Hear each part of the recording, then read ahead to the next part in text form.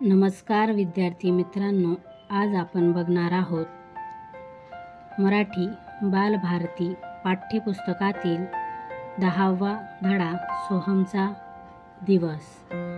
ऐक व म्हण। चला तर बघूया। सोहम सकाळी लवकर उठतो, दात घासतो, साबण लावून आंघोळ करतो, जेवण करतो, गणवेश घालतो।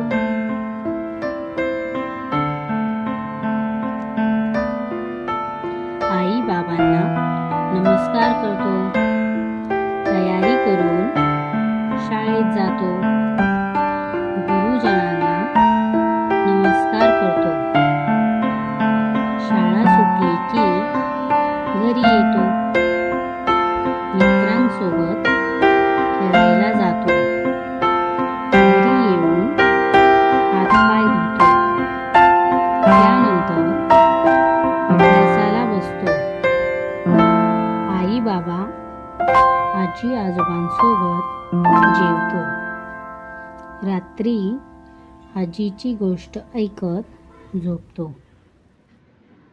असेच नवनवीन व्हिडिओ पाहण्यासाठी चॅनलला लाईक, सबस्क्राईब